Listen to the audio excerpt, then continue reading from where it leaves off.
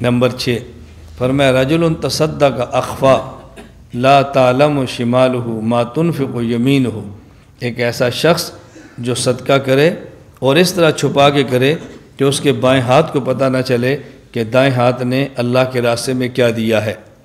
مقصد یہ بتانا ہے کہ آدمی کو صدقہ چھپ کے کرنا چاہیے، مخفی کرنا چاہیے، اظہار نہیں کرنا چاہیے، جس حد تک ممکن ہو صدقات کو چھپانا چاہیے۔ لیکن یہ بات یاد رکھ لیں، اگر کسی جگہ کوئی ایسا داعیہ موجود ہو، کوئی ایسی وجہ موجود ہو کہ اعلانیہ صدقہ کرنے سے فائدہ ہو تو اعلانیہ صدقہ کرنا جائز ہے، گناہ نہیں ہے۔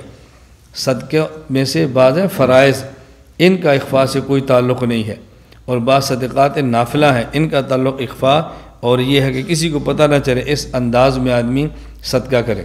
لیکن اگر یہ پتہ ہو کہ میں اس جگہ مسجد کا مدرسے کا اعلان ہو رہا ہے، میں کھڑے ہو کر 10,000 لکھاؤں گا تو مجھے دیکھ کر 10 بندے اور کھڑے ہو جائیں گے، اب کھڑے ہو کر چندہ لکھانے میں کوئی حرج کی بات نہیں ہے۔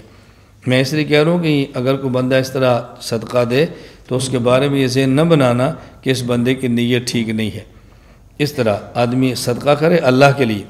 میں یہ بات اس لیے سمجھاتا ہوں، ایک یہ کہ ہم نے کیا کرنا ہے، ایک یہ کہ دوسرا بندہ کرے تو اس کے بارے میں رائے کیا رکھنی۔ میں نے کئی بار سمجھایا کہ بندہ کہتا ہے جی مدرسے میں کمرہ بنا دو، لیکن برائے اصال ثواب اوپر میرے والد کا نام لکھ دو۔ والد کا نام نہیں لکھیں گے تب بھی والد صاحب کو اجر ملے گا، لکھنے کی ضرورت کیا ہے؟ مخفی کرو، مت نام لکھواؤ۔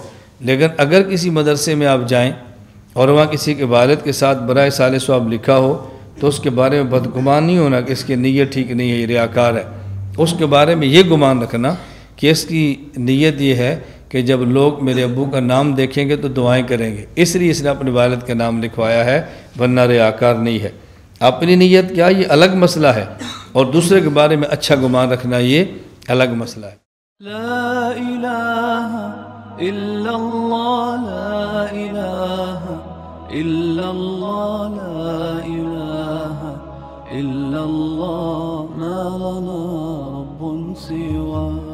لا الہ الا اللہ، لا الہ